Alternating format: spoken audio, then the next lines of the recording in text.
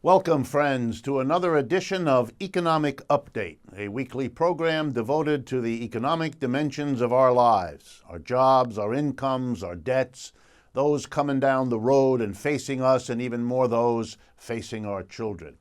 I'm your host, Richard Wolff. I've been a professor of economics most of my adult life. I'm still doing it if I can actually talk this morning. And I want to use what I learned as a teacher to bring these economic updates to you each week. So thank you very much for listening. And let me begin, as I often do, with a couple of announcements. We are now on over 90 stations. I'll have a bit more to say about that in a moment. We're very gratified, very pleased, and very grateful. But it means that this program is actually heard at different moments of the day over a 2 or 3 day period in different parts of the United States, north, south, east, and west. And that means at the end of the month, which is where we are now, that some of you will actually hear this before the end of June, and some of you will hear this early in July. And that raises the problem that the guest I have at the beginning of each month, Dr. Harriet Fraad, will sometimes actually be heard by some of you on the second day of the month, the second day this program airs, rather than the first. I just wanted to assure and reassure all of you that Dr. Fraad will be my guest next week in the normal way, early in the month of July. I also want to say how proud we are to be carried now by iHeartRadio.com. This is a huge and important deliverer of radio programming across the United States, and it is a sign of our own growth that we are now being carried by iHeartRadio.com. Just go, if you wish, a podcast version of this program and several that they've accumulated out of our archives. Just go to iHeartRadio.com and search for Economic Update, and you will find us there. And be able to listen to this program in that way as well. And as I say, we're very proud of that. And finally, I want to remind you that if you would rather, or in addition, see this program as a television program, as a video program, just go to Patreon, Patreon, patreon.com/economic update, and you will be able to see this program in a video format, and you might find that interesting as well. So let me jump then into the economic updates for this final program in the month of June 2017. Earlier in the month, I was invited to, and I went to a conference in Frankfurt, Germany. And I actually want to report briefly to you about it because of the important economic issues it raised.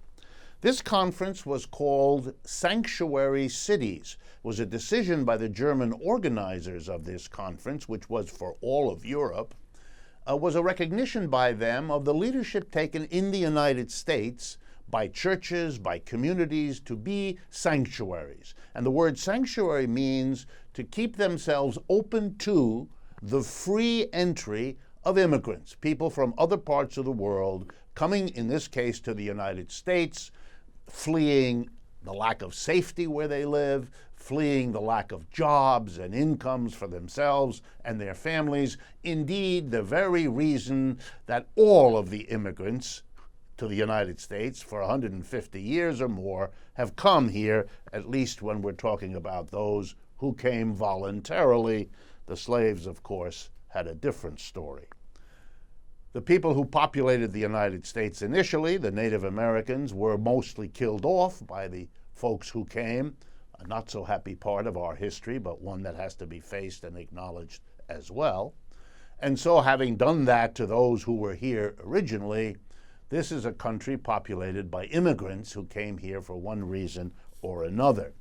And the immigrants typically came to and settled in our cities, so that the cities of Western Europe, like those in the United States, when you look at them, are in fact, and always have been, sanctuary cities. They've been the places to which people came who were driven off the mostly rural areas that they had lived in. They were driven off by economic changes there mostly. the change in agriculture from small individual family farms to huge agricultural combines, and nowhere has that been more dramatic than in the United States, driven off the ability to live in the rural areas. An economic change often magnified by political struggles, wars, and so on. For example, the flow of immigrants into Western Europe in recent years has been prompted by wars and bombings in the Middle East particularly. And there's no loss of irony in the fact that the very countries who led the bombings in Syria, in the Middle East, elsewhere, in Libya, are the countries to whose cities the refugees flow when they don't want to be bombed in the countries where they have lived for generations. The European Conference, and you might be interested to know, it was organized by an organization you can learn about if you're interested, called Medico, M-E-D-I-C-O, and their website is medico.de. The DE stands for the German way of saying Germany, namely Deutschland, DE. So medico.de will give you all the information. They've been around for decades. They're interested in providing help and support to the people of the global south, and they have been engaged in doing that in a variety of ways. And they organized this conference called Sanctuary Cities to bring together all those across Europe and some from North America, like me, to talk about the role of the struggle over immigration, the role of the struggle to provide immigrants with homes and jobs and incomes and respect, because they need it badly. That's why they are immigrants, after all.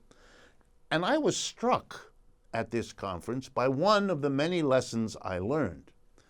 And that was that in Europe, there's a vast mobilization to help immigrants, not only out of Christian charity, and I might mention that this conference was organized by Medico, but took place in the Roman Catholic Conference Center across the street from the cathedral in downtown Frankfurt, Germany, which is one of Germany's major cities.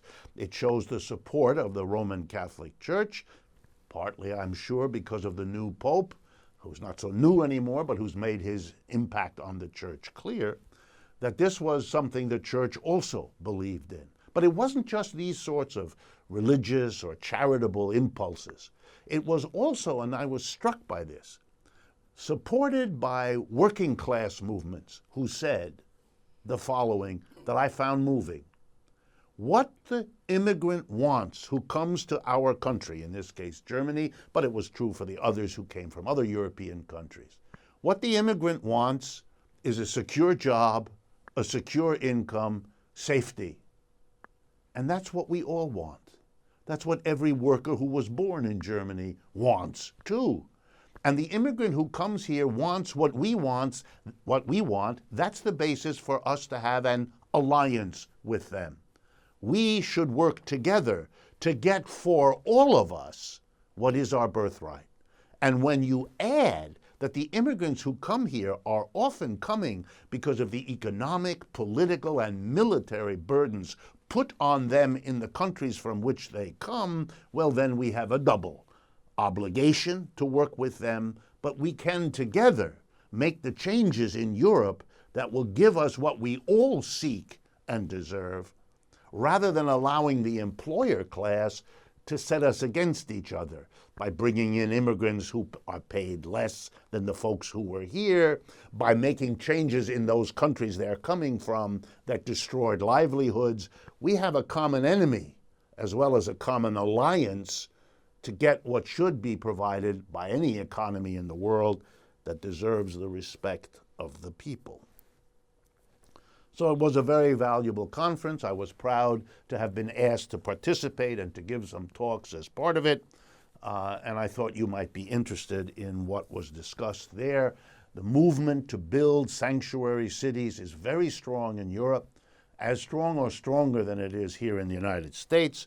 But they took their inspiration from those cities and towns, those churches in America that have declared they will be sanctuaries for the latest wave of immigrants into the United States.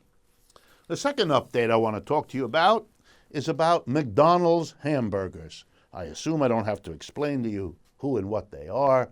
They have made themselves, at great expense, a household name.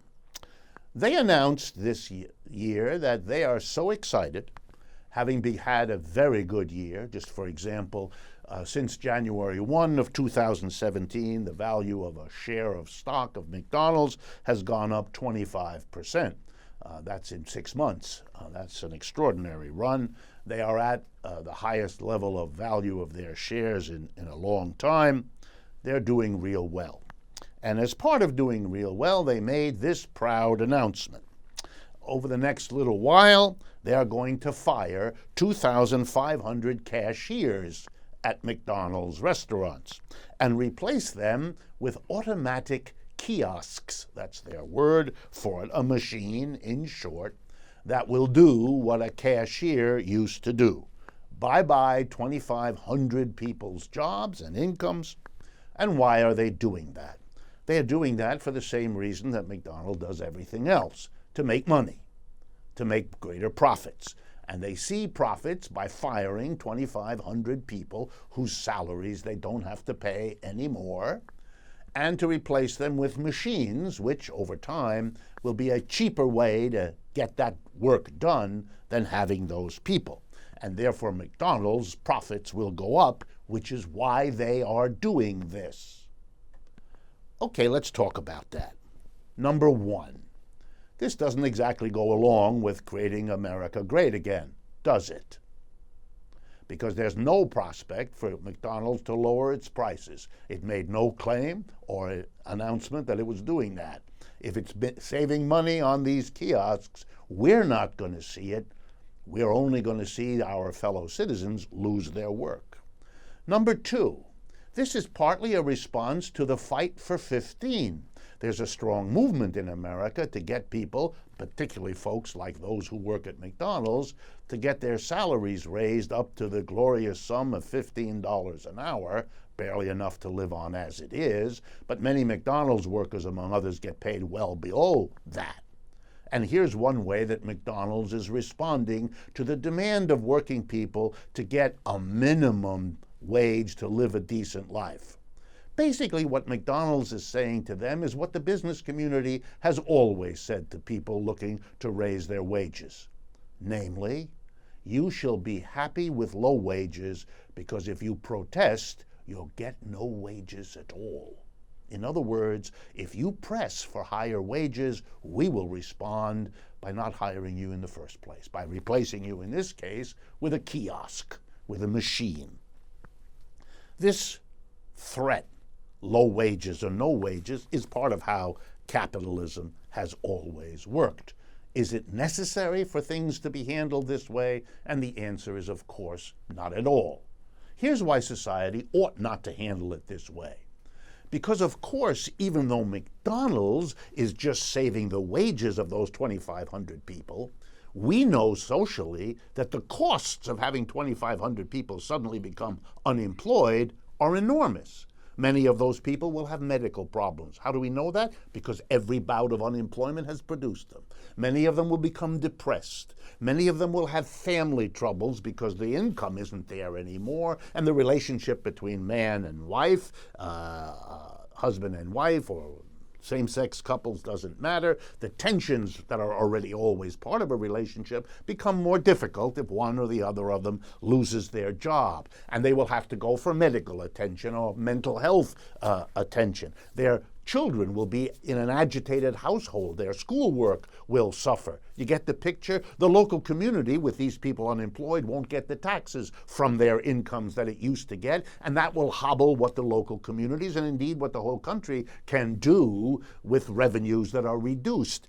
The social consequences are enormous and highly costly, but nobody counts them. McDonald's doesn't care because it's not its problem. We live with the costs. They get the profit of this technological change. So here's an alternative. Let's have the kiosks. Let's save the labor of people. But the way we'll handle it is Everybody else at McDonald's will have their work week reduced. Not their salary, just the work week. That'll mean extra work has to be done, and you know by whom? By the 2,500 people no longer needed to be cashiers. They will now work because they'll fill in for the reduced work done by everybody else at McDonald's who has a shorter work week. In other words, we'll actually deliver the promise of technical change, that it makes life better for the majority of people.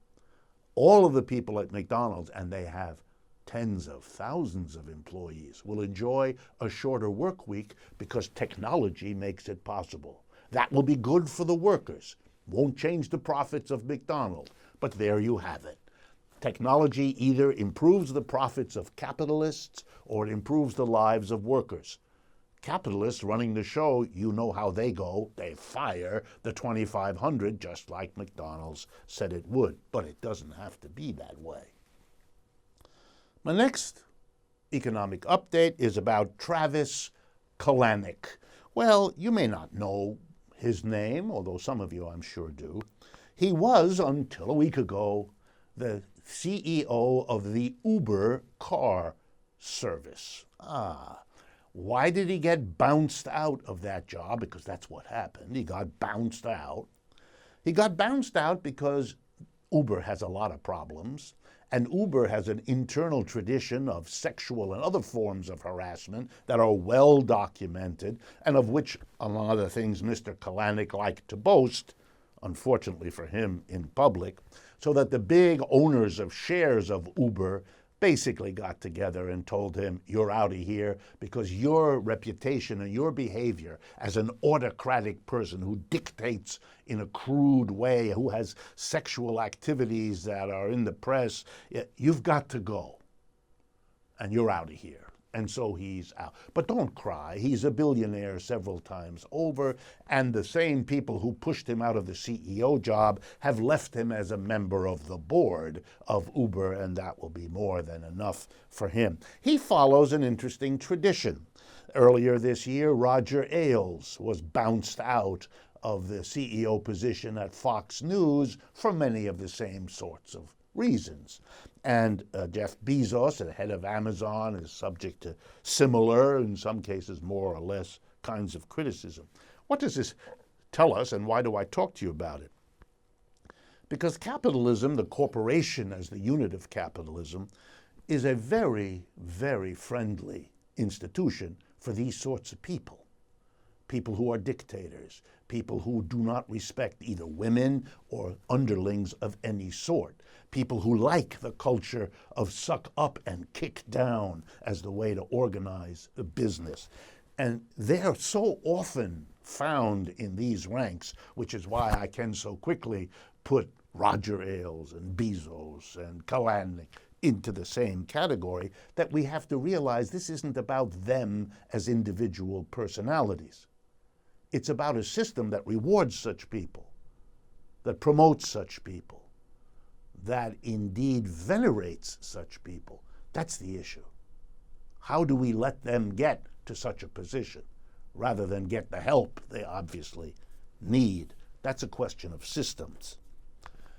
I want to close out today by talking about what might seem to be a small example of economic update, but I think has enormous implications. I want to talk to you about one of America's great restaurants. It's called Willows Inn, and it's located on Lummi, L-U-M-M-I, Lummi Island in the state of Washington. It is one of those restaurants that boasts that it's a destination, that people come and drive or fly hundreds or thousands of miles to eat. You might be impressed, and I thought you would be once I did the research. They have a basic menu that you get when you go there. You're not in the situation of choosing the way you do at lesser establishments. You get a basic menu with an immense list of things they give you to taste. It costs $195 per person to eat it. If you would like wine to go with it, they offer you a wine pairing. That's an additional $90. And then they explain they're not going to leave the tipping to you. They are simply going to add 20% to all of that, And so I did the arithmetic, it's not very hard, and came up with the fact that if you're going to eat at the Willows Inn on Loomy Island, you're going to shell out $342 per person before you stand up at the end of the evening and leave if you can handle all the food and alcohol. I don't know how many of you listening or watching can manage $342 a person or would care to do that.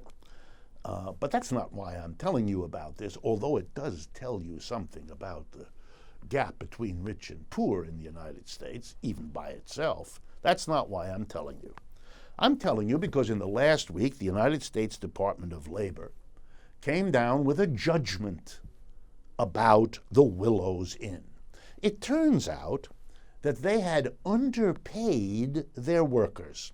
And who are these workers that they underpaid? A special group. Young people, particularly, who want to become chefs and who want to learn at a famous restaurant how to do that and to thereby be able to go and find a job doing that somewhere else. So they've got these people who really want the job. Here's what the Labor Department found. They made them do cleanup. It's not exactly what a chef does. They made them paint buildings, not particularly crucial to the chef's career. And how bad was it? Well, typically they found these were people who were required to do 14-hour days for the lordly sum of $50.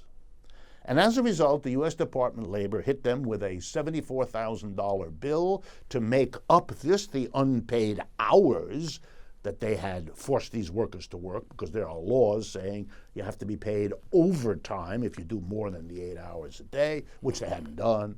So they hit them with $74,000 for these workers to be paid some more, and then an equal penalty for behaving in this way. But of course, this is not unique to the Willows Inn.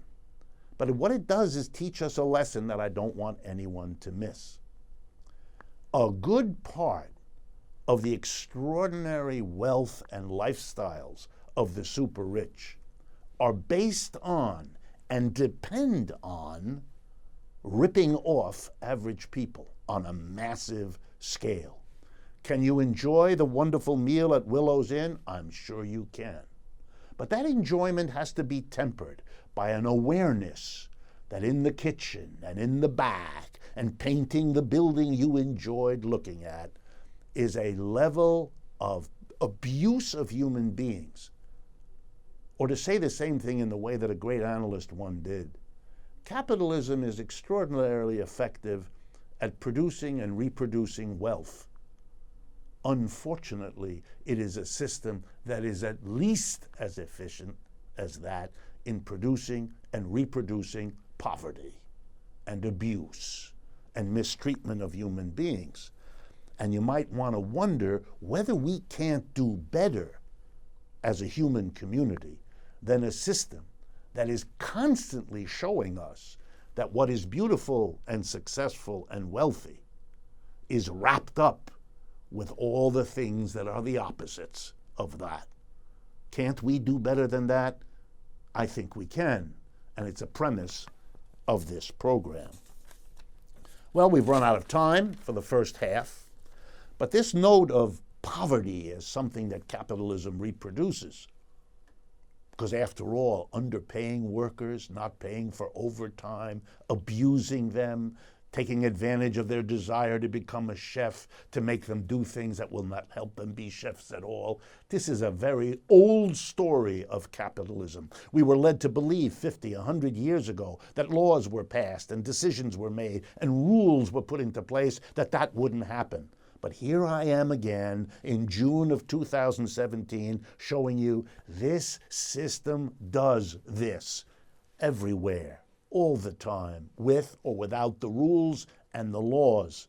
Yes, they can help, but this is a system that's the problem. And just as it was the problem for the heroic people who fought for $15 an hour for McDonald's workers, they too have to face that despite their heroic acts and despite the advance in people's wages they achieved, this is a system that will also go back and say to them, if you don't accept low wages, we'll give you no wages at all. As long as we have a system that works this way and makes that a reasonable decision by people in power, we will live with the results. If you don't want the results, you've got to deal with the system. We're going to have an interview in a moment, the second half of this program, about poverty.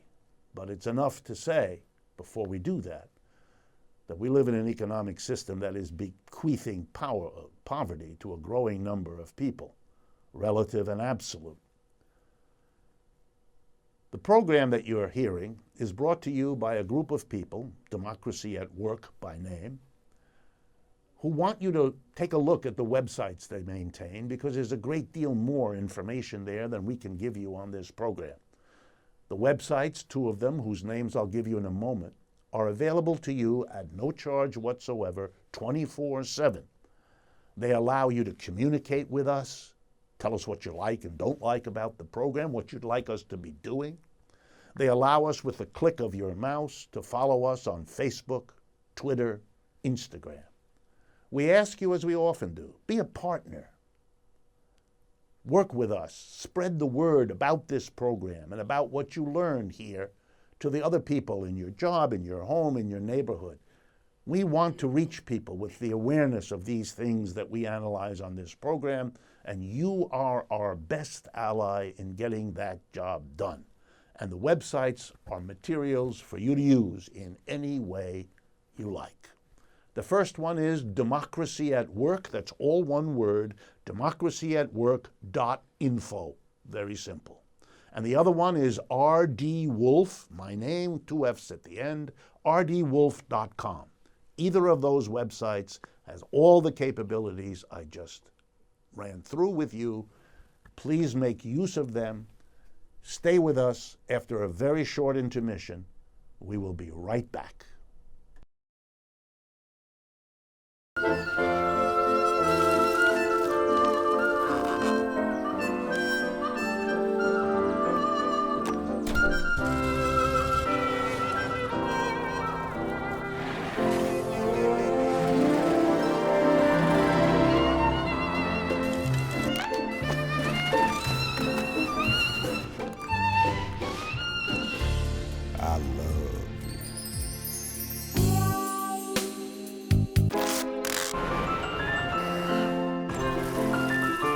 Strawberries? Okay.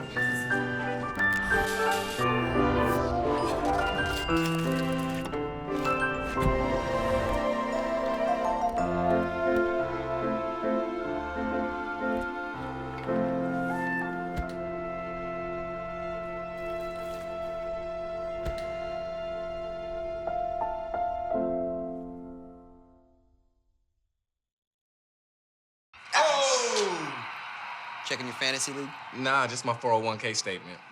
Nice. Where'd you find the money for that? I just been saving a little every month. I can't seem to save anything. Well, what about all this? What about the money you're spending? What money? It's gone before I can get my hands on it. I got a pizza for a Todd. Hey, can somebody spot me? When it comes to financial stability, don't get left behind. It's 547. Get tools and tips for saving at feedthepig.org.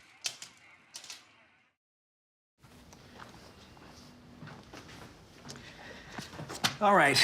I know this isn't any fun to talk about, but we should. Okay, so who's gonna do what? I'll pack the dead batteries. Great. I'll only put what I don't need into a duffel bag. Perfect. That's totally unhelpful. No problem. Meanwhile, I will try to comfort everyone by speaking in a calm voice. And I'll try to get the generator going without any gas. Oh, let's not forget the cell phones, which probably won't work. Right. And who is going to handle supplies? I can forget to do a list for us. Thanks, pal. Well, I think we couldn't be any less prepared. I'm proud of you guys. Talk to your kids about who to call, where to meet, what to pack. Visit ready.gov/kids for tips and information. So good to see you guys. So, what's up? We finally bought a place. Holy cow! You seriously have enough saved to do that? We've been putting a little aside each month. Jeez, at the end of the month, we have nothing left to save. Yeah, I have no idea where it goes. Well, you're spending a lot on... Is it good? Oh, God. Oh, how is my account overdrawn? When it comes to financial stability, don't get left behind. Get tools and tips for saving at feedthepig.org. When some people struggle with their mortgage payments, they become frozen. But the people who take action are far more likely to get the most positive outcome. Call this free government program for the option that's right for you. Welcome back, friends, to the second half of today's economic update. And we're going to have an interview in this second half with a gentleman who's been on the program once before named Rob Robinson. So before I even tell you again about him, let me say to Rob, welcome. Glad to have you on the program. Thanks for having me. Rob is a staff volunteer at the National Economic and Social Rights Initiative, generally known as NESRI, N-E-S-R-I. It is a human rights organization based in New York City. He has been organizing communities to elevate housing to a human right and for the decommodification of land and housing. He's a good battler against gentrification, if I can add an editorial to this. A person who's committed to making housing something that human beings have as a human right and not depending on how much income or how much wealth they have accumulated. Rob works with social movements around the world and includes the landless workers, the MST movement, and the movement of people affected by dams in Brazil. He works with shack dwellers in South Africa and the platform of people affected by mortgages in Spain. In short, Rob gets around and does his work. All right, Rob, I want to talk about poverty. Sure. Because I know in the end, that's the summary term for what confronts you, whether it's in Spain or Brazil or in New York City. Many commentators have noticed that in the election race last year and ever since, very little has been said about the issue of poverty. Not just by Mr. Trump, who you might expect to be disinterested, but really in a general way, it is not an issue that's at the forefront of the media's attention or of people. So I'm going to ask you a question. I kind of know the answer, but I want to give you a chance to talk about it. Is this a solved problem in the United States? In other words, is poverty somehow been managed so we don't need to think about it or talk about it? I think, Rick, honestly, people try to ignore it. They don't want to face the truth. We saw a wave of people moving to the suburbs in the 90s, early 2000s. Then jobs started to disappear in this country. But it's a problem that has been here long before that, right? People have been impoverished in this country for years, probably since its creation, right? And it's never been addressed. And that's the bottom line, and that's why people suffer. You know, but periodically we have a war on poverty. We have these things that the government does or that private enterprise does with lots of fanfare usually. We're going to deal with this problem once and for all. So you're basically telling me either that was all fluff or it didn't work. Which is it, and how do you respond to that? I think it's I think it's both of those, right? It is the government trying to pat itself on the back saying we're addressing this problem, but they don't come up with real solutions. You know, I've said on this program in the past, I'm homeless, formerly homeless. And I don't think this country has ever found an answer to homelessness, right? They don't want to get at the root cause. They'll throw money at a problem, right, and think that's going to be a solution. So if I give people, you know, a few entitlements, that's going to change everything. It's about wages, work, a steady income, a decent place to live. It's all of these things combined. And having a secure future, right? As you said earlier in the program, you want to leave the place secure for your children behind you. And we're not in that situation right now. Jobs have left this country at a record rate. This was a country that was built on manufacturing jobs. Those jobs don't exist. You had a president that sold us a bill of goods that said he's going to bring those jobs back. But when they started exploiting labor overseas, They're not coming back because I would have to pay somebody a union scale, right? And if union scale says you have to pay a shirt maker $38 an hour, but you can ship it overseas and pay somebody $4 an hour, what do you think is going to happen? I'm going to leave it overseas. Right. You know, it's funny because let's look at the one implication of what you said. If the issue of poverty periodically surfaces and then the government throws a bunch of money at it, but doesn't deal with the root problem, then you can see that throwing the money will not solve the problem. And then you allow the conservatives to come back 5 years later and say, hey, we threw all this money, didn't solve the problem, let's not throw the money. In which case, you don't even have the money thrown at them anymore. It's sort of the Republicans and Democrats. The Democrats say, let's throw some money, but don't really attack the basic issue. That doesn't work. The Republicans come in, make fun of what the Democrats did, and get people who don't want to pay taxes to say, hey, it's just a waste anyway, it doesn't solve the problem, and then you don't even throw the money, and then the problem gets worse, and then the Democrats come in, and we do this over and over. Over and over. It has to, the only way you're going to solve this problem, Rick, is a redistribution of wealth. And folks don't want to face that fact, right? You're going to have to tax the rich at a higher rate and give it to the poor, right? You have to change that balance. That's the only way to do it. But the fight is so strong. So I think we have to learn from movements across the world, which is why I enjoy so much learning from these other social movements, the political education. You take PA in Spain. Folks realize that the elected officials weren't really getting at the root cause of this problem. Now that movement in Spain has now elected one of their own, the mayor of Barcelona, and she's putting in social welfare programs that is changing that balance in Spain. So I think it begins right there. We're stuck with the two-party system here that has done nothing for us, right? And we've aligned ourselves as people directly affected by poverty. We've aligned ourselves with the Democratic Party thinking they're going to do something for us, but it is a couple of people that are controlling everybody's lives, and that has to change. Yeah, it's kind of interesting to me to draw you out on one aspect of this.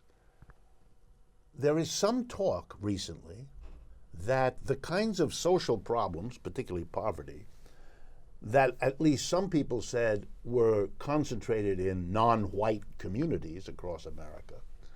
There's some notion these days that something has changed because a whole host of those problems that we honestly or dishonestly associated with non-white communities clearly are now affecting white communities. And here I'm thinking of poverty, but I'm also thinking of the opioid crisis, and drugs and so forth.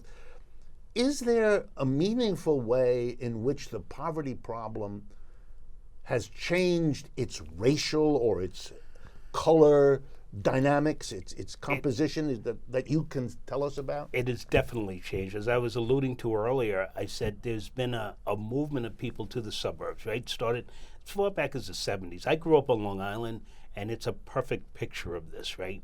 Everybody got away from the city. You want the better life after World War II. You go out to, the suburban areas, and people started to go out there. There were good manufacturing jobs. Problems started to arise, right? The manufacturing jobs left. People didn't have steady income.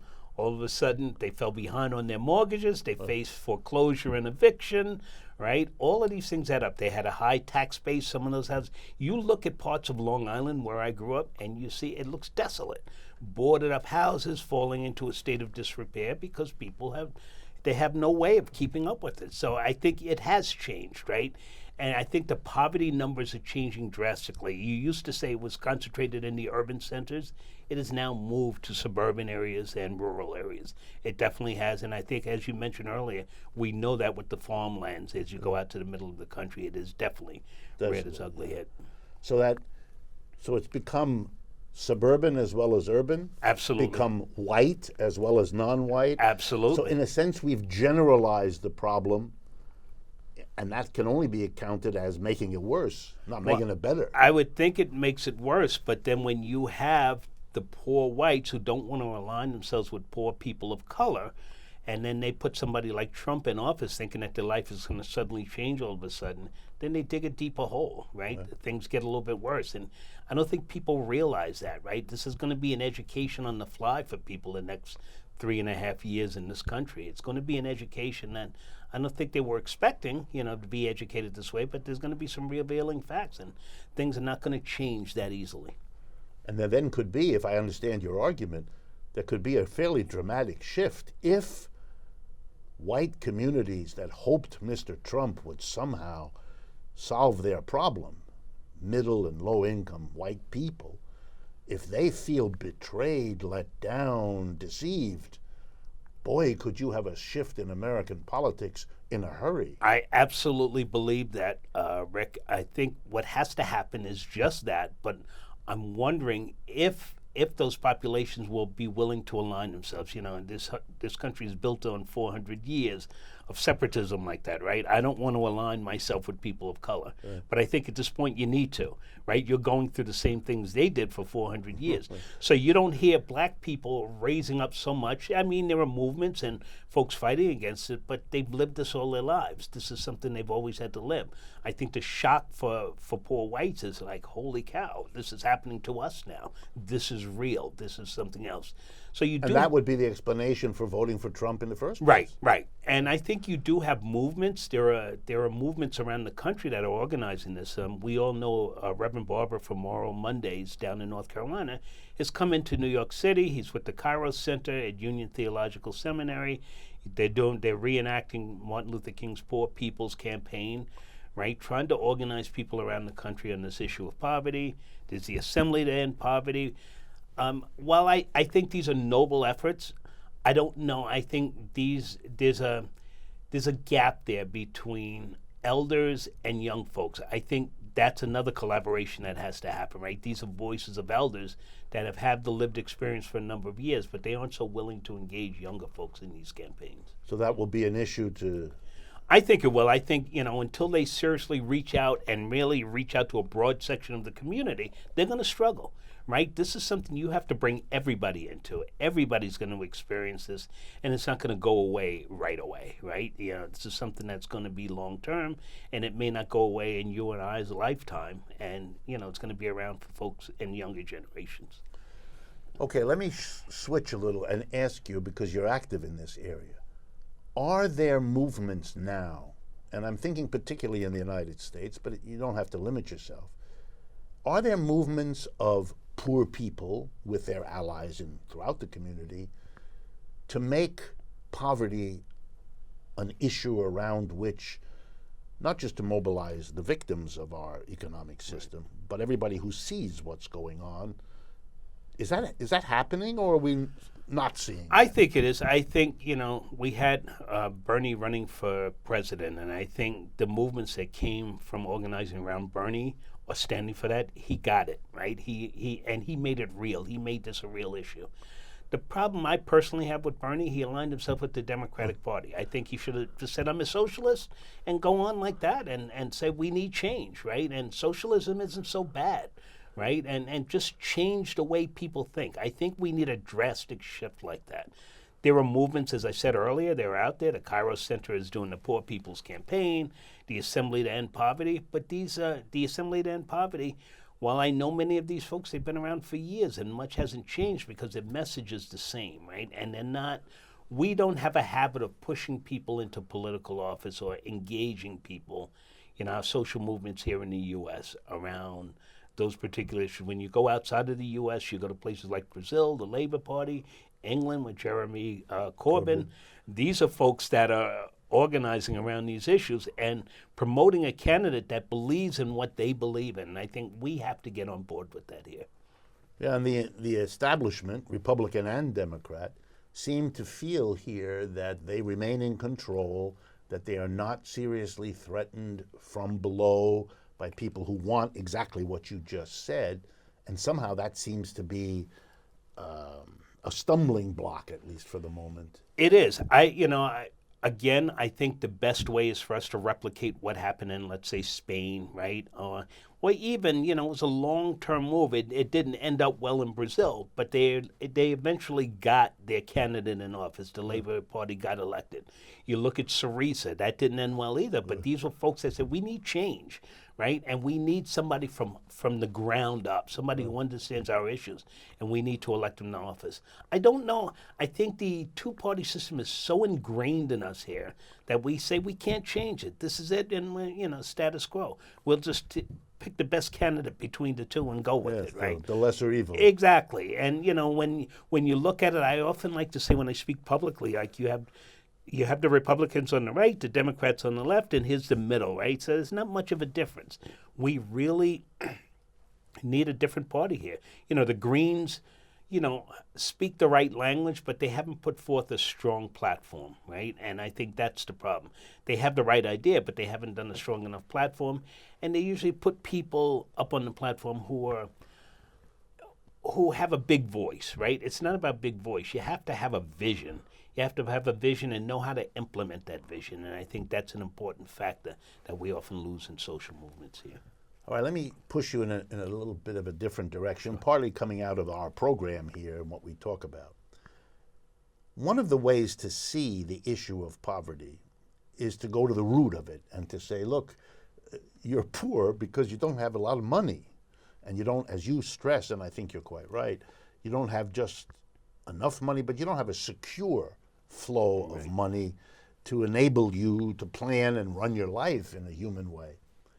And one of the ways to change that is to change how the job is organized, how the workplace is organized, so that a person who goes to work has a place that can provide the job, the income, and the security that is clearly the antidote to poverty. So that rather than taking from the rich and giving to the poor, let's not have rich and poor in the first place. And one of the ways we talk, at least on this program, is about changing the economic system so we don't have top-down corporations where the decision of what's to be done with the revenue is made by the people at the top who, surprise, surprise, give it to themselves. But if you changed it, if you put all the workers in charge in a democratic way, they would never give most of the money to three people. They would distribute it in one way or another.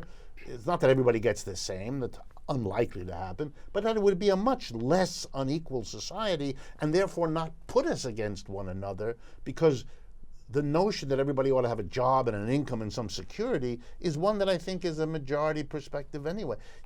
Do you see anything emerging in the way of a movement for worker co-ops and things like that as being connected to or allied with struggles against poverty? I think there are patches of folks thinking in these terms around the country, Rick, and I'm impressed by it, right? We all both know Cooperation Jackson down in Mississippi. To have cooperatives take hold in Jackson, Mississippi, is really fascinating, based on the history of the South in this country.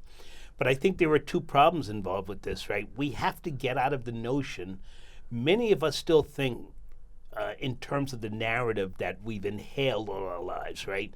This system is going to work for you. Everybody can make it. Yeah. You buy a home. It's the way to wealth.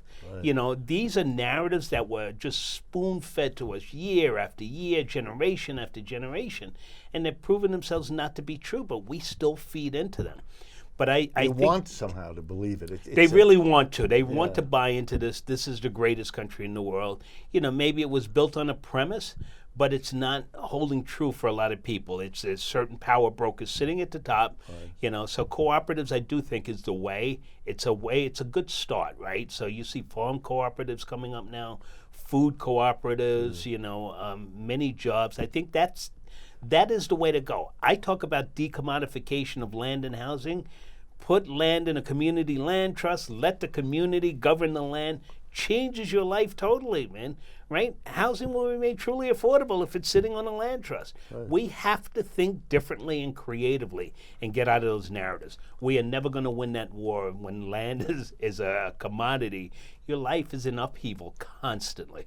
It's so interesting to me to hear you say that, because I used to teach, when I was a regular professor, courses in economic history. And a good number of weeks was devoted to medieval Europe, the way Europe was from about 500 AD to, say, 16 or 1700. And in many parts of Europe, where the Roman Catholic Church, at least until the Reformation, was the universal church for everybody, the following idea was the official church belief that everybody believed, and went like this. Land is the earth. The earth was created by God. Nobody can be the private owner of that. That's a sin against God. That's acting as if you put it there when obviously you didn't. Right. You were born, you're going to die. You may become part of the soil, but that's the only way you're integrated with the land. And therefore it's irreligious. It's a sin against God to say, I have the right to decide as an individual what happens to what is the commonwealth of land for all people on this planet. You know, that was said in religious terms, but for 1,000 years there was no, you couldn't buy and sell land. Right. That would have struck people as bizarre as we would nowadays think of selling human beings to one another. You know, we know that it existed, but we say it's ethically and morally abhorrent. Right. Well, if it's abhorrent to buy and sell human beings, Right. for all the reasons we know, why doesn't the same logic apply to something as fundamental to our survival as a species as the earth? Right. It grows food, you build a house. This is why the Brazilian model in the Brazilian Constitution says land has to serve a social good. It changes the balance, right? That's how the MST became popular, right? They understood their Constitution. Okay, here's 10 acres of land that's not being used for anything. Let's move in there, grow food, let's build a house, right? It changes that thinking. Then we can lay claim. It's not so much about the title, it's about the use of that land, right? You know, even in American law, and we've had programs about this, even in American law now, there is this wonderful concept called eminent domain, which says, and it's the law of this country now, that if the community, say the city of New York or the city of Seattle or the community of, Watsonville, Arkansas, if it has a purpose that is for the social good, then it has the right to take property away from the private owner, no matter who he or she or it is, and use it instead for the public good. It has to pay that person whatever the market value of that piece is, but the ability of a person to say, I'm not going to sell it, it's mine, that's not the law. The law in this country says, and that, by the way, it happens all the time. Communities take land and use it to build a school or to develop the shopping area, whatever they're doing. So even in our law, it's recognized that you have to, in order to live a civilized life, give the community the final determination of what is done with property, because leaving it really all in the hands of an individual is an asocial act. Right. So I hear you. I think we don't understand those laws. There was a mayor in Richmond, California, during the height of the foreclosure crisis, that was ready to use that against the banks and take back houses in her community and redistribute them to the community. I forget her name, but you're absolutely right. The power brokers that be, the banks and legal entities, went to work. They went to work on her. They, you're not going to bring that here, right? Well, why not, right? She's thinking about the social good, right? It has more of a value. So I think we do need to educate ourselves on these processes, and we need to voice our opinions more, right? This is a mayor who put her career on the line for the people, and you would hope that somebody would learn from that. So that also goes back to your notion of a new political movement or tradition or party that would be the way to articulate these things and to get them out into the community. Absolutely. So I'll go back again to the mayor of Barcelona, Ada Colau. This is how she became popular. She was voicing these opinions and these thoughts, from the collective of the group of Pa, right? And all of a sudden her voice got very famous and people started pulling her in a direction. Before you know it, she's elected mayor, right? I think it's a powerful way to do things. We need to learn from those movements. We have a habit here in the U.S., Rick, of saying, I call it U.S. exceptionalism. We will charge the government with cases of exceptionalism. You think you do it better. But our social movements feel the same way. I don't have to learn from Pa in Spain. I don't have to learn from Brazil. We do it better. Well, you know what? Everybody can learn. You should learn till you go to your grave. That's right. And I think that the Europeans, like that conference that I spoke about at the beginning of the program, they're eager to learn from what we are doing in the United States. That's why they named their conference Sanctuary Cities, But we need to do the same and to It's recognize. reciprocal. A professor you and I both know well, Neil Smith, once said to me, learning is reciprocal, right? You can come from the community and teach me as much as I'm teaching my students, and my students can learn from you just as much as they can learn from me. So learning is a reciprocal process, and it needs to continue, and the merry-go-round needs to keep continuing, right? Everybody can learn. I do have this sense, and this is a final thought I want from you, that as the jobs disappear, as the standard of living keeps declining, as it is, as the quality of the jobs, the security of the jobs, the benefits that go with the jobs, as well as the wages, keep shrinking, as the government services, especially now under Trump, being cut back left and right, people are beginning to realize that the crash of 2008 wasn't something that was going to bounce us back a year later or two. We've now had 8 years, 9 years, no bounce, and no bounce in the offing. Nothing's coming. Does that give you hope? Does it give you any sense that there is a kind of learning that the system we have is going down, and that the problem for us may be whether we're going to permit it to take us down with it? Rick, I do believe it's going down. I think the only way we can go into another system is a revolution. It's a tough thing to say. I didn't see it with the economic crisis in 2008, but it was a message to me where the government said, I'm going to take your tax money and give to the bank. It's okay for the banks, it's okay for you to fail, but the banks can't fail. Right. That was kind of bizarre to me, right? You're small enough to fail. Right. You're too big to fail. Right. And then, all of a sudden the banks started evicting us and foreclosing on us in record numbers. And that's not going to change. And what really raised awareness for me was the majority of the housing movement fighting for principal reduction, right? Instead of transformative organizing, changing the system of which we live. So I think it's going to take a new economic system, but we have to have a vision of a system that we want. And we need to know the steps on how to get there. Thank you, Rob. I appreciate your coming again. I wish we had more time, as I say almost always on these interviews, but we will have you back. Everybody, I want to thank you for joining us. I want to remind you that the fundamental goal of this program, besides presenting these interviews and the analyses, is to partner with you in getting all of this kind of information and this way of thinking out to the broader community. That means your friends, your family, your coworkers, your neighbors, all of that. Partner with us. Use our websites, rdwolf.com and democracyatwork.info. I want to thank you for the partnering you do. I want to thank truthout.org, that famous and well-known distribution of thoughts and analysis and news that has been partnering with us for years. Thank you again, and I look forward to speaking with you next week.